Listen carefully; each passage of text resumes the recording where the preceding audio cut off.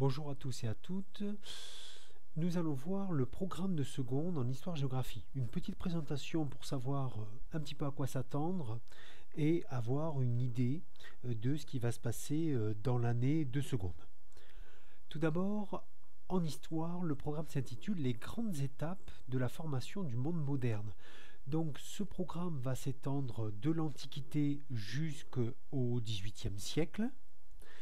Et l'idée, c'est de voir comment chacun des points mis en avant dans ce programme participe à la formation à la fois politique, économique, culturelle, scientifique, etc., du monde moderne. Donc, 4 thèmes, ça sera la même chose en géo, bien entendu. Thème 1, le monde méditerranéen, empreinte de l'Antiquité et du Moyen-Âge. Chapitre 1, la Méditerranée antique, les empreintes grecques et romaine. Bon, il s'agira notamment de montrer la puissance d'Athènes au 5e siècle, comment le régime démocratique participe du rayonnement d'Athènes au même titre que son empire maritime.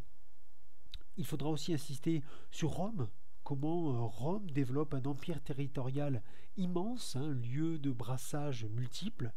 Donc là, ça peut être intéressant de voir des figures comme Périclès, Auguste ou encore l'empereur byzantin Constantin.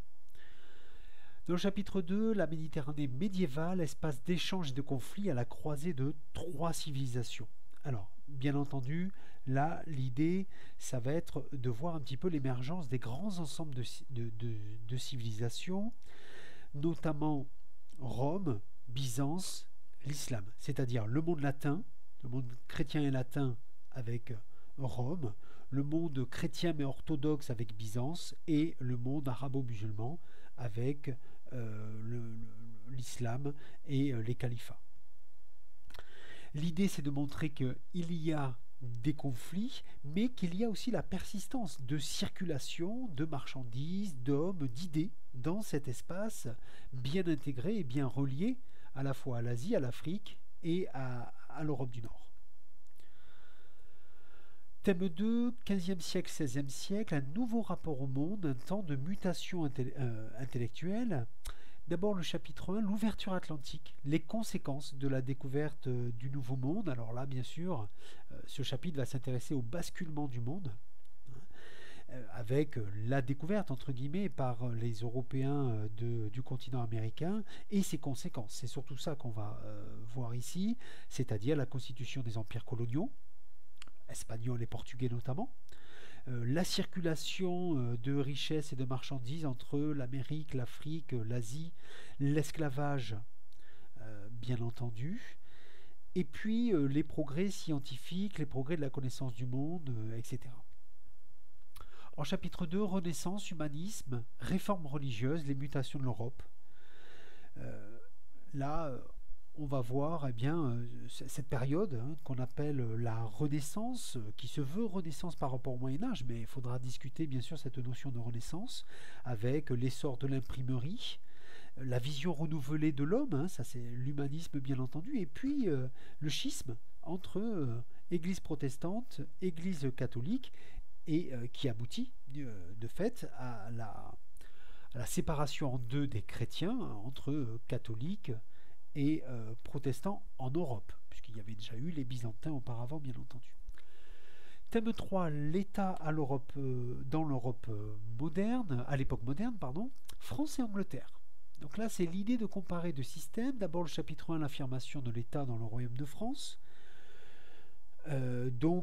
Clairement, on va montrer la constitution de la monarchie française, qui est principalement due finalement administrativement à l'extension du territoire soumis à l'autorité religieuse, mais aussi la constitution de ce pouvoir monarchique, notamment basé à la fois sur le développement de l'administration royale, mais basé aussi sur la guerre.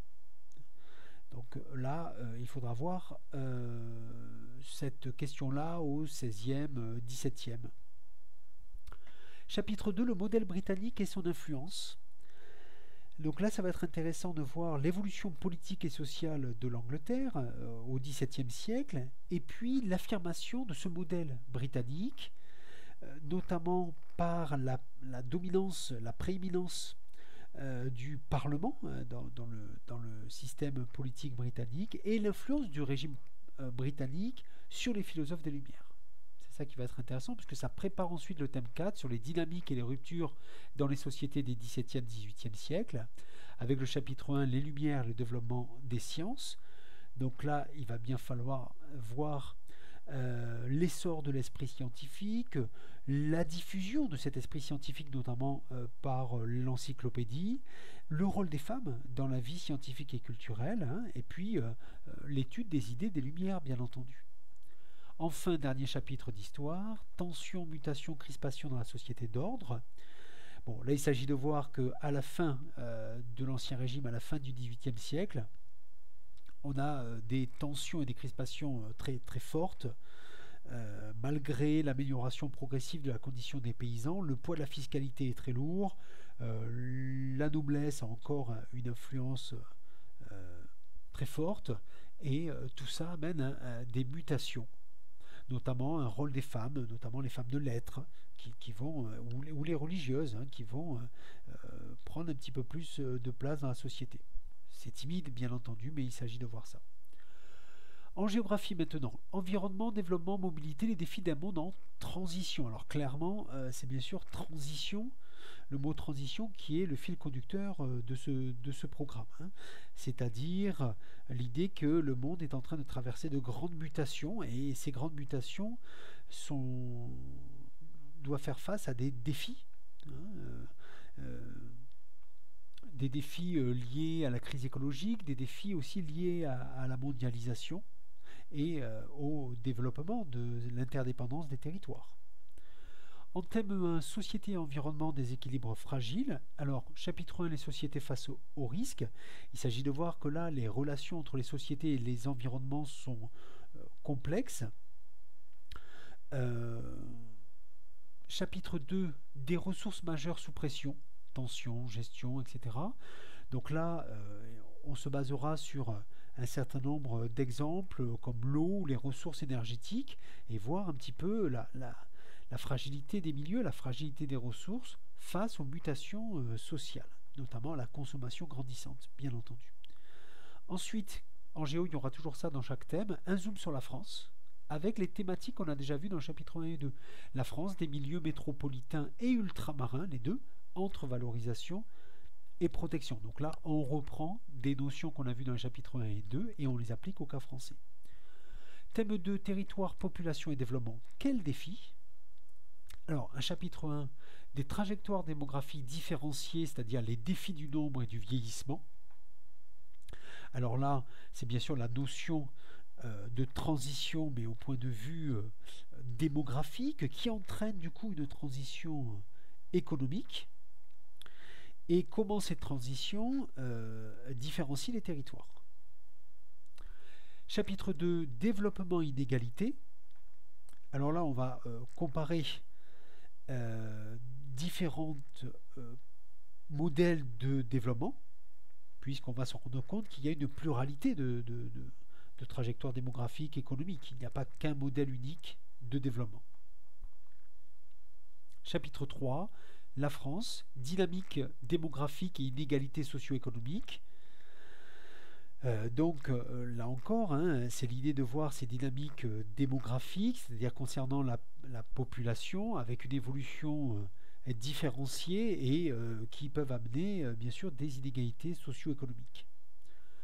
Thème 3, des mobilités généralisées. Alors clairement, la mondialisation se marque par notamment des mobilités, de nouvelles mobilités à l'échelle mondiale. Chapitre 1, les migrations internationales. Alors là, il s'agira de voir les flux migratoires internationaux qui peuvent avoir des enjeux économiques, des enjeux sociaux, politiques, géopolitiques bien entendu, à la fois dans les espaces de départ mais aussi dans les espaces d'arrivée. Chapitre 2, les mobilités touristiques internationales. Donc ces mobilités, le tourisme international explose aujourd'hui, il concerne plus d'1 milliard de personnes, et donc il va falloir voir à la fois les facteurs de ce tourisme international, l'évolution des modes de transport bien entendu, et aussi les impacts sur les foyers touristiques majeurs. Le cas de la France dans le chapitre 3, mobilité, transport et enjeux d'aménagement. Le thème 4, l'Afrique australe, un espace en profonde mutation. Ici, l'idée c'est de zoomer sur un territoire pour reprendre un petit peu ces notions de transition et voir comment il s'applique à un territoire particulier. Alors c'est vrai que dans le reste du programme c'était appliqué à la France dans les derniers chapitres des thèmes, mais là, dans l'Afrique australe, comment les différentes notions complexes qu'on aura vues dans le programme se mettent en jeu dans ce territoire, dans cet espace, pardon, plutôt, de l'Afrique australe. Alors tout d'abord, chapitre 1, des milieux à valoriser et à ménager, c'est-à-dire ici à préserver. Il y a bien sûr une pression accrue sur les milieux de l'Afrique australe, qui est pression à la fois démographique, alimentaire, sanitaire, et qui nécessite certains choix de développement. Chapitre 2, les défis de la transition et du développement pour des pays inégalement développés. Donc là encore, l'idée de transition va être quand même très tributaire du niveau de développement, du niveau d'intégration des territoires dans la mondialisation, des choix politiques aussi qui sont faits, et c'est ça qu'il va s'agir d'étudier ici. Et puis enfin, le chapitre 3, des territoires traversés et remodelés par des mobilités complexes. Vous savez que cet espace est un espace de flux migratoires, mais aussi, pour des questions d'exil, politique ou économique, de migrants internationaux, mais aussi des mobilités liées au tourisme. Et voir comment ces nouvelles mobilités différencient encore un petit peu plus les territoires de l'Afrique australe. Voilà pour cette présentation très générale. C'est toujours bien de savoir où on va au début de l'année. Donc j'espère que cette vidéo vous aura été utile. Vous pouvez bien sûr vous abonner à la chaîne. Vous pouvez laisser un commentaire.